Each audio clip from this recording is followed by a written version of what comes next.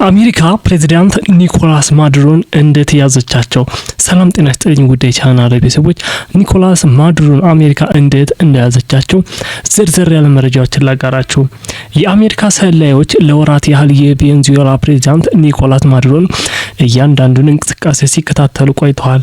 የአሜሪካ ከፍተኛ ወታደራዊ ባለስልጣናት እንደሚገልጹት የ63 ዓመቱ ፕሬዚዳንት የት እንደሚተኙ፣ ምን እንደሚመገቡ፣ ምን እንደሚለብሱና የቤት እንስሳቶቻቸውን ጭምር ክትትል ሲደረግባቸው ነበር። ይህንን ክትትል የሚያደርገው ደግሞ በቬኔዙዌላ መንግስት ውስጥ ያለ አንድ ለአሜሪካ መንግስት የሚሰራ ምንጭን በአባልነት የያዘ ትንሽ ቡድን ነው። ከዚያም በታህሳስ መጀመሪያም ኦፕሬሽን አብሶሉት ሪዞልቭ የሚል ስያሜ የተሰጠውን ዘመቻ እቅድ ተነድፎ ተጠናቀቀ። ወራትን የፈጀው እቅድ ከፍተኛ ጥንቃቄ ተደርጎበት እየተዘጋጀ ነው። በእቅድ ዝግጅት ውስጥ የተሳተፉ የአሜሪካ ኤሊት ወታደሮች በቬኔዙዌላ ዋና ከተማ ካራካስ የሚገኘውን የፕሬዝዳንቱን ደህንነት የተጠበቀ ማቆያም ሴፍ ሃውስ አስመስለው በመገንባት ጭምር በምን አይነት መንገድ ማዱሮን እንደሚይዙ ተለማምደዋል። ከቀዝቃዛው ጦርነት ወዲህ ባልታየ አኳኋን ዋሽንግተን በላቲን አሜሪካ ልታደርግ ያቀደችው ይህ ወታደራዊ ጣልቃ ገብነት በሚስጥር የተያዘ ነበር። የአሜሪካ ኮንግረስ ስለ እቅዱ አስቀድሞ ገለጻ አልተደረገለትም፣ ምክረ ሀሳብም አልተጠየቀም። የዘመቻው ሂደት በዝርዝር ተዘጋጅቶ ከተጠናቀቀ በኋላ ከፍተኛ ወታደራዊ ባለስልጣናት ጥቃቱን ለመሰንዘር አመቺ ሁኔታዎች እስኪፈጠር መጠበቅ ነበረባቸው። በተቻለ ሁኔታ ኦፕሬሽኑ በድንገት እንዲፈጸም ፍላጎት እንደነበራቸው ባለስልጣናቱ ተናግረዋል። ፕሬዚዳንት ትራምፕ ከ4 ቀናት በፊት ኦፕሬሽኑ እንዲፈጸም ፈቃድ ሰጥተው የነበረ ቢሆንም የተሻለ የአየር ሁኔታና አነስተኛ ደመና የሚኖርበትን ጊዜ ለመጠበቅ ሲባል ጊዜው ተራዝሟል። ፕሬዚዳንት ዶናልድ ትራምፕ ኦፕሬሽኑ እንዲጀመር ፈቃድ የሰጠውን ትዕዛዝ ያስተላለፉት በቬኔዙዌላ አቆጣጠር ሌሊት ላይ ነበር። ፕሬዚዳንቱ ከ4 ቀናት በፊት፣ ከ3 ቀናት በፊት፣ ከ2 ቀናት በፊት ልንፈጽመው ነበር። ከዚያም በድንገት ሁኔታዎች ተመቻቹ፣ እኛም ጀምሩ አልን ሲሉ ከኦፕሬሽኑ በኋላ ተናግረዋል።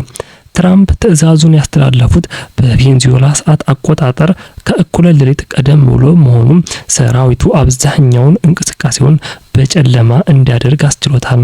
የአሜሪካ ወታደሮች በአየር በየብስና በባህር ተንቀሳቅሰው 2 ሰዓት ከ20 ደቂቃ የፈጀ ኦፕሬሽን ፈጽመዋል። የኦፕሬሽን መጠንና የተከናወነበት ሁኔታ ከዚህ ቀደም ታይቶ የማይታወቅ ሊባል የሚችል ነው። ትራምፕ የኦፕሬሽኑን ሂደት የተከታተሉት በዋይት ሃውስ ሲቹዌሽን ሩም አልነበረም። ይልቁንም በፍሎሪዳ ፓልም ቢች በሚገኘው ማር-ላጎ ክለባቸው ውስጥ በአማካሪዎቻቸው ተከበው ሂደቱን በቀጥታ ስርጭት ተከታትለውታል። የሲአይኤ ዳይሬክተር ጆን ራትክሊፍ እና የውጭ ጉዳይ ሚኒስትር ማርኮ ሩቢዮ በጎናቸው ነበሩ። ትራምፕ ከኦፕሬሽኑ በኋላ ሲናገሩ ለማየት የሚያስደንቅ ነገር ነበር ብለዋል።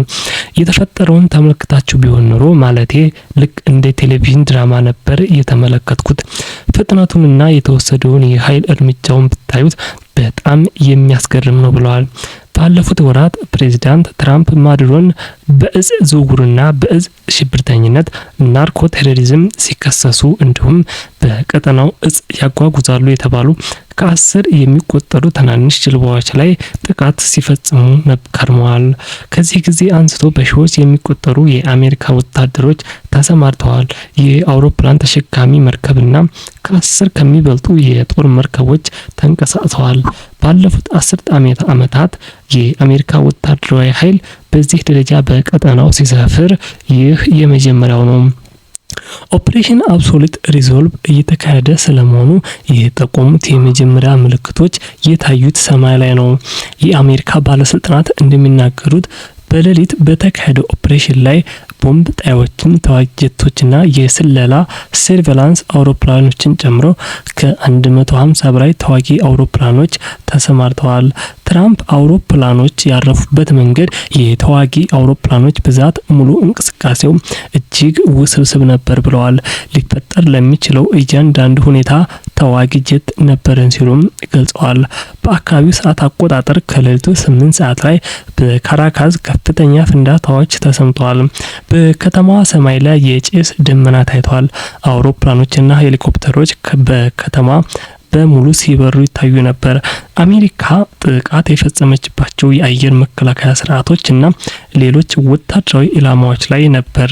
ትራምፕ ኦፕሬሽኑ ከመጀመሩ በፊት አሜሪካ የካራካስን የኤሌክትሪክ ኃይል እንዳቋረጠች ጠቁመዋል።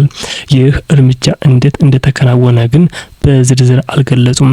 ባለን የተለየ የሙያ ብቃት የተነሳ የካራካስ መብራቶች በአብዛኛው እንጠፉ ተደርገው ነበር ብለዋል። የአሜሪካ ጦር ወደ ካራካስ የገባው በከተማዋ ዙሪያ ፍንዳታዎች እየተሰሙ በነበረበት ወቅት ነው።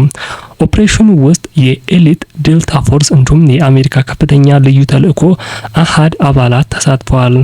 በከፍተኛ ደረጃ ታጥቀው የነበሩ እኚህ ወታደሮች የማድሮን ደህንነቱ የተጠበቀ ማቆያ የብረት በሮች ለመቁረጥ የሚያስችላቸውን የእሳት ማቅለጫ ይዘው እንደነበረ ተነግሯል።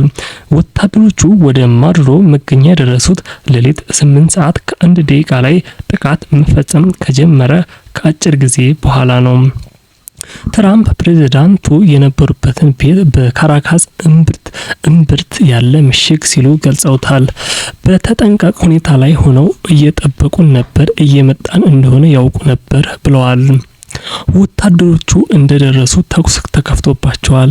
ከአሜሪካ ሄሊኮፕተሮች አንዷ የተመታ ነበር ቢሆንም መብረር አላቆመችም። በቁጥጥር ስር የመዋል ኃይሉ ወደ ማድሮ ግቢ በመውረድ በፍጥነት ተንቀሳቅሷል። ትራምፕ ሰብሮ ለመግባት ወደማይቻልባቸው ቦታዎች ሰብሮ ገቡ። የብረት በሮች የተቀመጡበት ለዚህ ተብሎ ነበር ብለዋል። ኤሊት የአሜሪካ ወታደሮች ወደ ማድሮ ግቢ ሲጎርፉ ቬኔዙዌላው ፕሬዝዳንት ወደ መሸሸያው ክፍል ለመሸሽ መሞከራቸውን ትራምፕ ተናግረዋል። ደህንነቱ ወደ ተጠበቀ ቦታ ለመሄድ እየሞከረ ነበር፣ ግን ቦታው ደህንነት ያለበት አልነበረም። ምክንያቱም በ47 ሴኮንድ ውስጥ በሩን እናፈነዳው ነበር ብለዋል። ትራምፕ አክለውም በሩ ጋር ደርሶ ነበር፣ ነገር ግን ሊዘጋው አልቻለም። በፍጥነት ስለደረሱበት ወደ ክፍሉ መግባት አልቻለም በማለት ተናግረዋል። ፕሬዝዳንት ማዱሮ በቁጥጥር ስር መዋላቸውን ቢቃወሙ ኖሮ አሜሪካ ልትገድላቸው ትችል እንደነበረ ለሚለው ጥያቄ ትራምፕ ሊሆን ይችል ነበር ብለዋል። ከአሜሪካ በኩል ጥቂት ሰዎች ቢመቱም የተገደለ የአሜሪካ ወታደር እንደሌለ ገልጸዋል። አሜሪካ ይህንን ኦፕሬሽን ከመፈጸሟ አስቀድሞ ማዱሮን ለመያዝ የሚያስችል መረጃ ለሰጠ ሰው $50 ሚሊዮን ሽልማት አዘጋጅታ ነበር።